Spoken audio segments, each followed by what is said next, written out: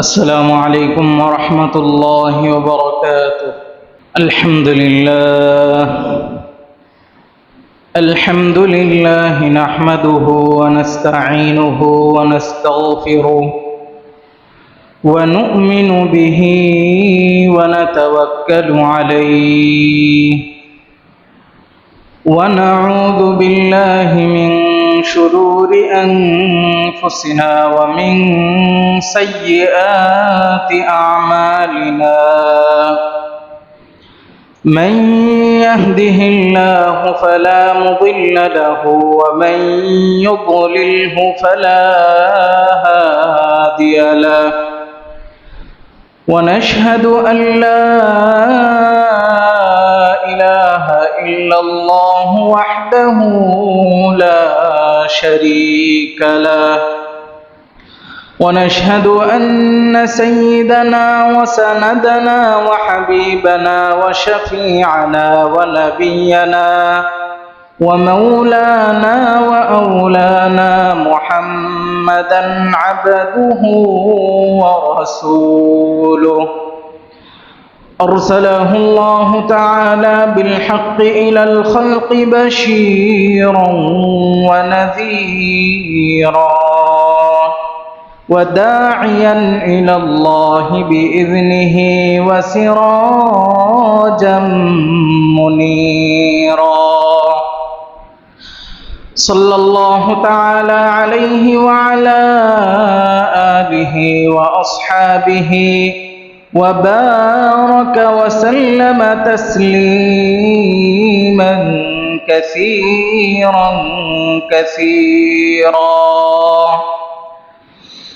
أما بعد، فأعوذ بالله من الشيطان الرجيم.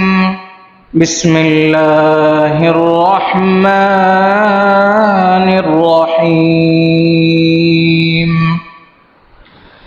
إنا أوحينا إليك كما أوحينا إلى نوح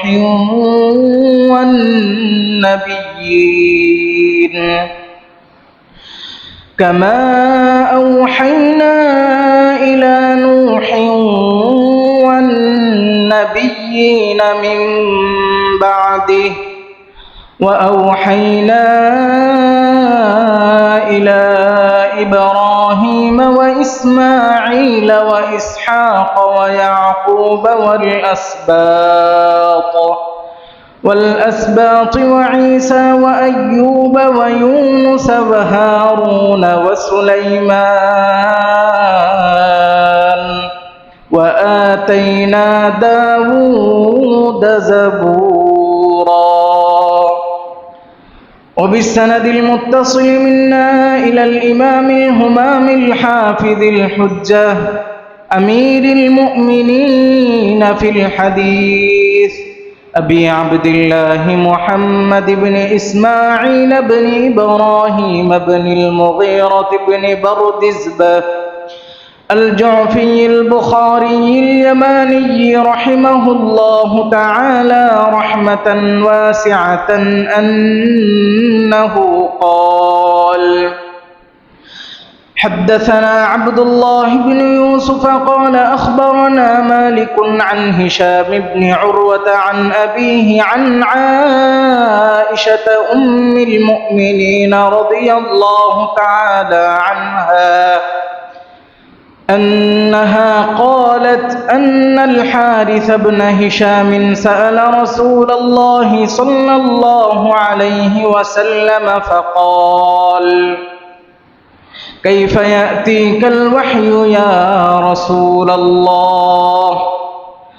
فقال: أحيانا يأتيني مثل صلصلة الجرس وهو أشده علي فيفصم عني وقد وعيت عنه ما قال، وأحيانا يتمثل لي الملك رجلا فيكلمني فأعي ما يقول، قالت عائشة رضي الله تعالى عنها: ولقد رأيته ينزل عليه الوحي في اليوم الشديد البرد وإن جبينه ليتفصد عرقا صدق الله العظيم وصدق رسوله النبي الكريم সবাই মুহাব্বতের সাথে দুরূদ শরীফ পাঠ করি। اللهم صل على محمد وعلى آل محمد كما صليت على إبراهيم وعلى آل إبراهيم إنك حميد مجيد اللهم بارك على محمد وعلى آل محمد كما باركت على إبراهيم وعلى آل إبراهيم إنك حميد مجيد الحمد لله আল্লাহ পাক রব্বুল আলামিনের শাহী দরবারে লাখো কোটি শুকরিয়া, যিনি আমাদেরকে আজকের এই দামি দিন, মুবারক দিন, বরকতময় দিনে আল্লাহর ঘর মসজিদে আসার, বসার, কোরআন ও হাদিস থেকে কিছু কথাবার্তা শোনার সুযোগ করে দিয়েছেন। এই জন্য মহান রবের দরবারে আমরা অন্তরে অন্তঃস্থল থেকে কালিমাতুশ শুকর পাঠ করি, আলহামদুলিল্লাহ। মুহতারাম হাজিরিন, আজকে আমরা যে বিষয়টি নিয়ে আলোচনা করব, এই বিষয়টি আল্লাহ রসুল সাল্লাল্লাহু আলাইহি ওয়াসাল্লামের পুরো 63 বছরের জীবনীতে সবচেয়ে গুরুত্বপূর্ণ অধ্যায়, মোস্ট ইম্পর্ট্যান্ট সাবজেক্ট অফ সিরাত। আল্লাহ রসুলের সিরাতের সবচাইতে গুরুত্বপূর্ণ বিষয়, আল্লাহ রসুলের উপর কিভাবে ওহী নাজিল হয়। বিষয়টি হলো আল্লাহ রসুলের উপর কিভাবে ওহী নাজিল হলো। আমরা যে কোরআন পড়ি, তিলাওয়াত করি, নামাজের মধ্যে পড়ি, নামাজের বাহিরে পড়ি, এই কোরআন কিভাবে নাজিল হলো, আল্লাহ রসুল কিভাবে নবুয়ত লাভ করলেন, আজকের মূল বিষয় হইল এটি। মুহতারাম হাজিরিন, আমরা দুনিয়াতে কাউকে কোনো বিষয়ে চাকরি দেওয়ার জন্য প্রথমে শর্ত দেওয়া হয়, যখন নোটিশ লেখা হয়, চাকরির বিজ্ঞপ্তি দেওয়া হয়, লেখা হয় যে 4 বছরের অভিজ্ঞতা সম্পন্ন হতে হবে, 5 বছরের অভিজ্ঞতা থাকতে হবে। এরকমভাবে প্রতিটা কাজেই পুলিশ বলেন, আর্মি বলেন, বিডিআর বলেন, তাদের কর্মক্ষেত্রে যাওয়ার আগে 6 মাস 1 বছর ট্রেনিং দিতে হয় কিনা বলেন, এরকম ট্রেনিং দিতে হয়। ঠিক সেই রকমভাবে আল্লাহর রসুল সাল্লাল্লাহু আলাইহি ওয়াসাল্লামকেও আল্লাহ পাক রব্বুল আলামিন নবী হিসাবে পাঠাবেন, এর জন্য ট্রেনিং এর দরকার আছে কিনা বলেন, এর জন্য ট্রেনিং এর দরকার আছে। তো আল্লাহর রসুল ট্রেনিং হিসাবে আল্লাহর রসুলের পুরা 40 বছরের জীবনীটা আমরা বলতে পারি, যা কিছু ঘটেছে সব কিছু হইল একটা ভূমিকার মতো। আসল আল্লাহর রসুলকে মেন পাঠানোর মূল উদ্দেশ্যই হইল নবুয়ত দেওয়া এবং নবী হওয়া। আল্লাহ রসুলের ওহির মাধ্যমেই তো তিনি মুহাম্মদুর রাসূলুল্লাহ হলেন। তিনি তার জন্ম থেকে নিয়ে 40 বছর বয়স পর্যন্ত ছিলেন ব্যক্তি মুহাম্মদ। তাকে অন্যান্যরা ডাকতো মুহাম্মদ, তাকে ডাকতেন হে মুহাম্মদ এদিকে আসেন, হে মুহাম্মদ দাঁড়ান, হে মুহাম্মদ বসেন, এরকমভাবে শুধু মুহাম্মদ বলে সম্বোধন করতেন। কিন্তু 40 বছর পরে নবুয়ত লাভ করার পরে তিনি আর শুধু মুহাম্মদ নয়, তিনি হয়ে গেলেন মুহাম্মাদুর রাসূলুল্লাহ সাল্লাল্লাহু আলাইহি ওয়াসাল্লাম। তো আল্লাহ পাক রব্বুল আলামিন তার নবীকে নবুয়ত দিবেন, এর জন্য ট্রেনিং হিসাবে আমরা সিরাতের কিতাবের মধ্যে 3টা বিষয় পাই। আল্লাহর রসুল নবুয়ত লাভের পূর্বে 3টা আলামত তার মাঝে প্রকাশ পায়। তার মধ্যে একটি আলামত হইল বুখারী শরীফের 3 নম্বর হাদিসের মধ্যে এসেছে, আম্মাজান আয়েশা রাদিয়াল্লাহু তাআলা আনহা বলেন, আউয়ালু মা বুদিআ বিহি রাসূলুল্লাহ সাল্লাল্লাহু আলাইহি ওয়াসাল্লাম মিনাল ওয়াহয়ি আর-রুয়া সালিহাতু ফিন নাওম ফাকানা লা ইয়ারা রুয়ান ইল্লা জাআত মিসলা ফালাকিস সুবহি। হযরতে আয়েশা রাদিয়াল্লাহু তাআলা আনহা বলেন, আল্লাহর রাসূল ওহী প্রাপ্ত হওয়ার পূর্বে আল্লাহ পাক রব্বুল আলামিন নবুয়তের ভূমিকা হিসাবে, নবুয়তের চর্চা এবং তামরিন হিসাবে সর্বপ্রথম তাকে বিভিন্ন রুয়ায়ে সালিহা, সত্য স্বপ্ন দেখানো শুরু করেন। আল্লাহ রসুল যে স্বপ্নই দেখতেন সাথে সাথে সেই স্বপ্ন বাস্তবায়ন হয়ে যাইত, সেই স্বপ্ন সত্য বলে প্রমাণিত হয়ে যাইত। এটাও হইল নবুয়তের একটা অংশ। আল্লাহ রসুল সর্বপ্রথম, সাধারণ মানুষ আমরা কত কিছু দেখি, রাতের বেলায় ঘুমের মধ্যে দেখি এত টাকার মালিক হয়ে গেছি, বাসা করতেছি, এই করতেছি, সেই করতেছি, কিন্তু ঘুম থেকে উঠে দেখি সেই ফাটার সিরা খেতার নিচেই শুয়ে আছি। কিন্তু আল্লাহ রসুলের স্বপ্ন, তিনি নবুয়ত প্রাপ্ত হওয়ার শুরুতে যে স্বপ্ন দেখতেন সাথে সাথে ঘুম থেকে উঠে দেখতেন সেই স্বপ্ন বাস্তবায়ন হয়ে গেছে।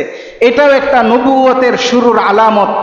2 নম্বর আলামত হইল আল্লাহ রসুল সাল্লাল্লাহু আলাইহি ওয়াসাল্লাম যে দিক দিয়েই যেতেন, যে দিক দিয়েই সফর করতেন যেতেন, আল্লাহ রসুল ইল্লা ওয়াহুয়া ওয়াকানা রাসূলুল্লাহ সাল্লাল্লাহু আলাইহি ওয়াসাল্লাম লা ইয়ামুররু ইল্লা ওয়াহুয়া ইয়াসমাউ মিন শাজারিন ওয়া হাজারিন ইয়াকুলুন আসসালামু আলাইকা ইয়া রাসূলুল্লাহ। আল্লাহ রসুল যখনই যে দিক দিয়ে, এখনো তিনি নবী হন নাই, নবী হওয়ার শুরু দিয়ে 2-3 বছর পূর্বে থেকেই তিনি যে দিকেই যাইতেন, রাস্তা দিয়ে চলতেন, তিনি গাছের থেকে আওয়াজ শুনতেন, পাথর থেকে আওয়াজ শুনতেন, রাস্তা থেকে আওয়াজ শুনতেন, যে রাস্তাই বলতেছে, গাছে বলতেছে, পাথরে বলতেছে, পাহাড়ে বলতেছে আসসালামু আলাইকা ইয়া রাসূলুল্লাহ, আসসালামু আলাইকা ইয়া রাসূলুল্লাহ। আল্লাহ রাসূল ওয়াকানা ইয়ালতাফিতু ইয়ামিনান ওয়া শিমালা ওয়া মিন খালফিহি ওয়া আন ইয়ামিনিহি। আল্লাহ রাসূল ডান দিকে তাকাতেন, বাম দিকে তাকাতেন, আরে আমাকে সালাম কে দিতেছে, পিছনের দিকে তাকাতেন, আমাকে সালাম কে দেয়। তিনি ফাকানা লা ইয়ারা ইল্লা শাজারা ওয়াল হাজারা। আল্লাহ রাসূল দেখতেন আর সব কিছু অবলোকন করতেন যে পাথর থেকেই সালামের আওয়াজ আসতেছে, পাহাড় থেকে সালামের আওয়াজ আসতেছে, গাছ থেকেও আমার আপনার নবীকে সালাম দেওয়া শুরু হয়ে যায়। এটা ছিল নবুয়ত পাওয়ার পূর্বের দ্বিতীয় ঘটনা। 3 নম্বর ঘটনা হইল আল্লাহ রসুল যে সমাজের মধ্যে ছিলেন, কুরাইশদের সমাজ, জাহিলি সমাজ ছিল, অন্ধকার সমাজ ছিল, দুর্নীতিগ্রস্ত সমাজ ছিল, অন্যায় অনাচারের একটি সমাজ ব্যবস্থা ছিল। তো আল্লাহ রসুল যখন নবী হবেন তখন আল্লাহ পাক রব্বুল আলামিন তার জন্য নির্জনতাকে প্রিয় করে দেন, অর্থাৎ তিনি নির্জন জীবনযাপন শুরু করেন। এই সমাজ ব্যবস্থা থেকে তিনি আলাদা হয়ে গেলেন। وكان يتحنث فيه وهو التعبد الليالي ذوات العدد قبل أن ينزع إلى أهله। আল্লাহ রসুল হঠাৎ করে নবুয়ত পাওয়ার 3 বছর পূর্বে থেকেই তিনি গারে হেরায় চলে যান এবং গারে হেরায় ইতিকাফ করা শুরু করে দেন। গারে হেরায় ইবাদত করতে থাকেন, ধ্যানমগ্ন থাকেন এবং জাহিলি যে সমাজ ব্যবস্থা, এই ব্যবস্থা থেকে আস্তে আস্তে নিজেকে গুটায় নেন। এটি ছিল আল্লাহর রসুলের নবুয়ত লাভের পূর্ব প্রস্তুতি। যখন এই প্রস্তুতিগুলা সম্পন্ন হলো তখন কোনো এক রমজান মাসের 21 তারিখে আল্লাহ পাক রব্বুল আলামিন সর্বপ্রথম আপনার আমার নবীর উপর ওহী নাজিল করেন। ফাজাআহুল মালাক ওয়া হুয়া ফি গারি হিরা ফাকালা ইকরা فقال ما أنا بقارئ قال فأخذني فغطني حتى بلغ مني الجهد ثم أرسلني فقال اقرأ فقلت ما أنا بقارئ قال فأخذني فغطني حتى بلغ مني الجهد ثم أرسلني ثم قال اقرأ فقلت ما أنا بقارئ قال فأخذني فغطني الثالثة حتى بلغ مني الجهد ثم أرسلني فقال اقرأ باسم ربك الذي خلق الإنسان من علق اقرأ وربك الأكرم। এইভাবেই ওহী নাজিল শুরু হয়। আল্লাহ রসুলের কাছে জিব্রাইল ফেরেশতা আসলেন সেই গারে হেরার মধ্যে, ছোট্ট গুহা জাবালে নূরের মধ্যে, মক্কা শরীফ থেকে 2 মাইল দূরে, অর্থাৎ প্রায় 4 কিলোমিটার দূরে অবস্থিত। ওই পাহাড় থেকে মক্কা শরীফ, বাইতুল্লাহ শরীফ দেখা যেত। বর্তমানে একেবারে ঘনবসতি, বিশাল বড় বড় বিল্ডিং এর কারণে বাইতুল্লাহ দেখা যায় না, কিন্তু ক্লক টাওয়ার, মক্কার মধ্যে সবচাইতে বড় টাওয়ার হইল ক্লক টাওয়ার। তো দূর থেকে ওই জাবালে নূর থেকে ক্লক টাওয়ার দেখা যায়। তো যাই হোক, আল্লাহ রসুল ওইখানে সর্বপ্রথম ওহী আসলো। জিব্রাইল ফেরেশতা আসলেন, এসে বলতেছেন ইয়া মুহাম্মদ ইকরা, আপনি পড়েন। আল্লাহ রসুল বললেন, মা আনা বিকারিইন, আমি কি পড়বো, আমি তো পড়তে জানি না, সারা জীবন কোনো কিছু পড়ি নাই, আপনি কিসের পড়া পড়তে বলতেছেন? তো জিব্রাইল ফেরেশতা সে আর কোনো কিছু না শুনেই আল্লাহ রসুলকে জড়ায়া ধরলেন। ফাআখাযানি ফাগাত্তানি, আল্লাহ রসুলকে জড়ায়া ধরে এমন জোরে চাপ দিলেন, আল্লাহ রসুল বলেন, হাত্তা বালাগা মিন্নিল জাহদু, আমার এমন কষ্ট হলো মনে হলো আমার পাঁজরের হাড় একটা আরেকটার সাথে লেগে যাবে, এত জোরে জিব্রাইল ফেরেশতা চাপ দিলেন। বর্তমানে ফটোকপি মেশিন আছে না, ফটোকপির মেশিনে যত সুন্দরভাবে উপরে কাগজটা রাখা যায় তত সুন্দরভাবে ফটোকপি বের হয়, আর যত অবহেলার সাথে রাখা যায় কিংবা ভালোভাবে চাপ না দিলে ফটোকপির কাগজ ভালোভাবে বের হয়, ছাপা সুন্দর হয় না। তো যাই হোক, আল্লাহ রসুলকে এইরকম ভাবে জুরে জিব্রাইল ফেরেশতা চাপ দিলেন। এরপরে জিব্রাইল ফেরেশতা আবার বলতেছেন, ইকরা, পড়েন আপনি। আল্লাহ রসুল বললেন, মা আনা বিকারিইন, আবার জড়ায় ধরলেন। ফাগাত্তানি সানিয়াতা হাত্তা বালাগা মিন্নিল জাহদু, আল্লাহ রসুল বলেন, আগের থেকে আমার আরো বেশি কষ্ট হলো, আরো জোরে চাপ দেয়া ধরলো। এরপরে আবার বলতেছে, ইকরা, আমি বললাম, মা আনা বিকারিইন, আমি তো পড়তে জানি না। তখন আল্লাহ রসুলকে ফাগাত্তাহু সালিসাতা, তৃতীয়বার আবার জড়ায় ধরলো এবং বলল, ইকরা বিসমি রাব্বিকাল্লাযী খালাক, খালাকাল ইনসানা মিন আলাক, ইকরা ওয়া রাব্বুকাল আকরাম আল্লাযী আল্লামা বিল কলম আল্লামাল ইনসানা মা লাম ইয়ালাম। সূরা আলাকের এই 5টি আয়াত সর্বপ্রথম আল্লাহ রসুলের উপর নাজিল হওয়ার মধ্য দিয়ে আল্লাহ রসুল নবী হয়ে গেলেন। সুবহানাল্লাহ। তো তিনি এত জোরে জিব্রাইলের চাপ তিনি সইতে পারলেন না, মানুষ তো আল্লাহ রসুল, এমন জোরে জিব্রাইল ফেরেশতা চাপ দিল। তো আল্লাহ রসুলের সাথে সাথে সেই চাপ সইতে না পেরে জ্বর চলে আসছে। তিনি কোনোভাবে কাঁপতে কাঁপতে জ্বরে আক্রান্ত হয়ে বাসায় চলে আসলেন। ওই জাবালে নূর থেকে 2 মাইল রাস্তা পেরিয়ে চলে আসছেন হযরতে খাদিজা রাদিয়াল্লাহু তাআলা আনহার ঘরে। খাদিজার কাছে এসে বলতেছেন, জাম্মিলুনি জাম্মিলুনি, আল্লাহ রসুল চিৎকার করে বলতেছেন, খাদিজা, আমার জ্বরে পুরা শরীর কম্পমান, শরীর কাঁপতেছে, আমি প্রচন্ড ঠান্ডা অনুভব করতেছি, তাড়াতাড়ি আমাকে কম্বল দিয়ে জড়ায় ধরো, তাড়াতাড়ি আমাকে কম্বল দিয়ে জড়ায় ধরো। ফাজাম্মালুহু হাত্তা যাহাবা আনহুর রাউউ। এরপরে মা খাদিজা রাদিয়াল্লাহু তাআলা আনহা আল্লাহ রসুলকে ভালোভাবে কম্বল দিয়ে জড়িয়ে ধরলেন। জড়িয়ে ধরার পরে বললেন, স্বামী আমার কি হয়েছে, আপনার বিস্তারিত আমার কাছে বর্ণনা করেন, আপনার কি সমস্যা হয়েছে। তো এরকম অভয় দেওয়ার পরে আল্লাহ রসুলের যে জ্বরাক্রান্ত দেহ ছিল এবং চেহারার মধ্যে ভয়ের আতঙ্কের একটা ছাপ ছিল, সেই ছাপটা চলে গেল। তখন আখবারহাল খবর, আল্লাহ রসুল সাল্লাল্লাহু আলাইহি ওয়াসাল্লাম তার সাথে যা ঘটনা ঘটলো পুরা ঘটনা নিজের স্ত্রীর কাছে খুলে বললেন। খুলে বলতেছেন, লাকাদ খাশিতু আলা নাফসি, খাদিজা, আমার তো এমন কষ্ট হইতেছে, মনে হচ্ছে আমি মারাই যাব, আমার আশঙ্কা বোধ করতেছি আমি হয়তো আর বাঁচবো না। তখন মা খাদিজা দেখেন, একজন আদর্শ স্ত্রী স্বামীকে চাইলে মরণ থেকে বাঁচাইতে পারে, আবার একজন চরিত্রহীন স্ত্রী চাইলে নিজের জীবিত স্বামীকে মারতেও পারে, হয় কি না? নিজের স্বামীকে এরকম ভাবে আল্লাহ রসুল এমন জ্বরে আক্রান্ত, এমন অসুস্থ, এমন অবস্থায় দেখেন নিজের স্বামীকে কি বলে সান্ত্বনা দিতেছেন। তিনি বলতেছেন, কাল্লা ওয়াল্লাহ, স্বর্ণের পাতা দিয়ে লিখে রাখার দরকার। হযরতে মা খাদিজা বলতেছেন, কাল্লা, কখনো নয়, আল্লাহ তাআলা আপনাকে ধ্বংস করবেন না, আল্লাহ তাআলা কখনো আপনাকে হালাক করতে পারবেন না। ওয়াল্লাহি লা ইউখজিকা আবাদা, আল্লাহ তাআলা কখনো আপনাকে লাঞ্ছিত করবেন না। ইন্নাকা লাতাসিলুর রহিম ওয়া তাহমিলুল কাল্লা, আপনি আত্মীয় স্বজনের খোঁজ খবর রাখেন। আপনার মধ্যে এমন কিছু গুণ আছে যেগুলো এই জাহিলি সমাজের কারো মধ্যে নাই, আর যার ভিতরে এই সমস্ত উন্নত চরিত্রের অধিকারী গুণগুলো আছে তাকে কখনো আল্লাহ তাআলা লাঞ্ছিত করতে পারেন না। এই বলে তিনি ঐতিহাসিক কয়েকটা কথা শোনালেন, 5টা গুণের কথা বললেন। 1 নাম্বার, ইন্নাকা লাতাসিলুর রহিম, আপনি আত্মীয়তার সম্পর্ক বজায় রাখেন। ওয়া তাহমিলুল কাল্লা, আপনি অভাব অনটন মানুষ যারা আছে তাদের বোঝা বহন করেন। ওয়া তাকসিবুল মাদুম, যাদের অসহায় যারা আছে তাদের যা কিছু দরকার তাদের অর্থনৈতিক ব্যবস্থা করেন। ওয়া তুকরিদ দাইফ, আপনি মেহমানদারি করেন। ওয়া তুঈনু আলা নওয়াইবিল হক, যারা বিপদগ্রস্ত আছে, কোনো সত্য কাজে যারা বিপদগ্রস্ত হয়ে পড়েছে, তাদেরকে আপনি সেই বিপদ থেকে উদ্ধার করেন। যার ভিতরে এই গুণগুলো আছে তাকে কখনো আল্লাহ তাআলা ধ্বংস করতে পারেন না। তো যাই হোক, এতগুলো সান্ত্বনা দেওয়ার পরেও এই যে একটা অস্বাভাবিক ঘটনা ঘটে গেল, তো এটা জানার জন্য হযরতে মা খাদিজার ব্রেনে আসলো, হায়রে আমার স্বামীর এই অবস্থা, কি করতে পারি। এটা তো কোনো ডাক্তারি চিকিৎসা করলে লাভ নাই, এটা অন্য কোনো চিকিৎসা করতে হবে।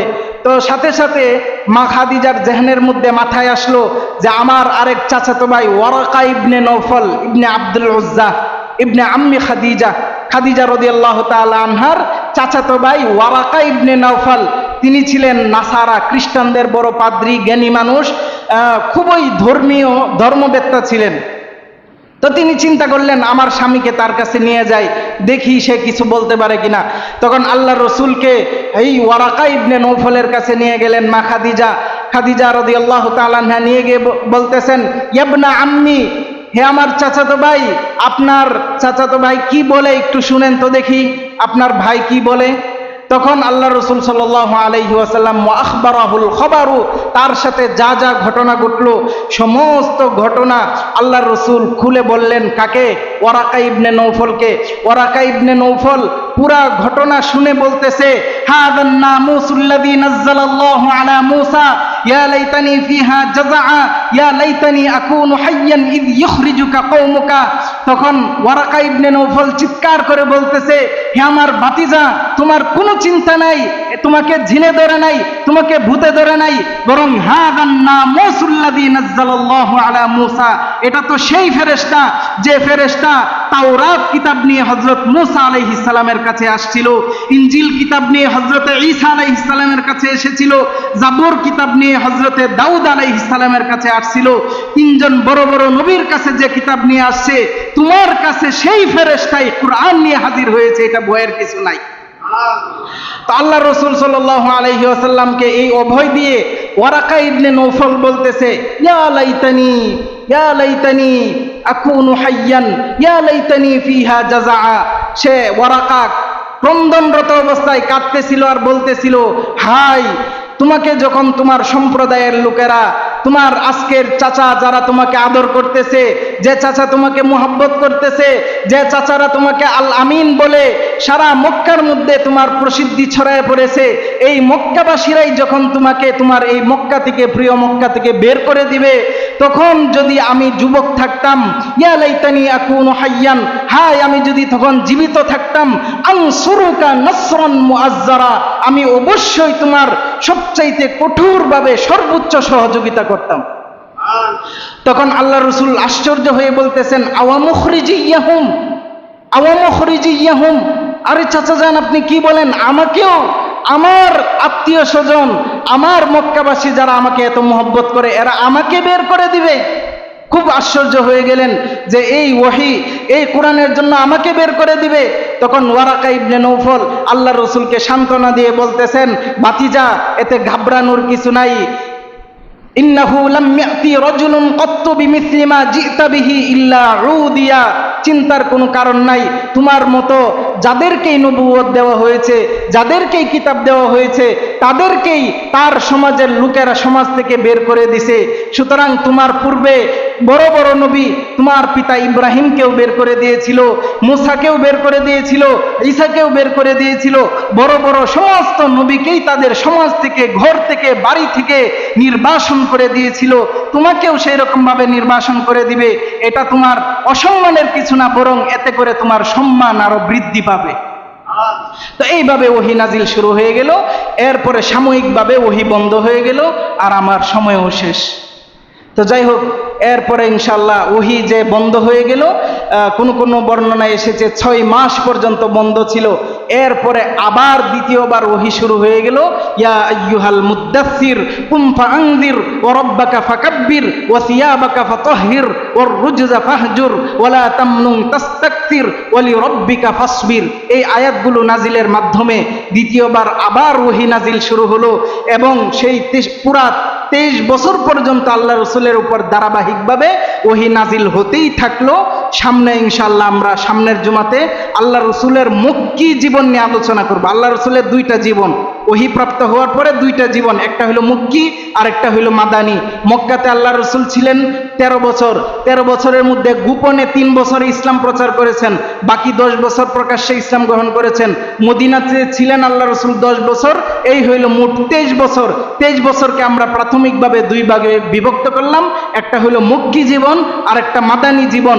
সামনের জুমাতে মক্কি জীবন নিয়ে আলোচনা হবে, এরপরের জুমাতে মাদানী জীবন নিয়ে হয়তো আমাদের এই সিরাতের পর্বের ইতি টানবো ইনশাআল্লাহ।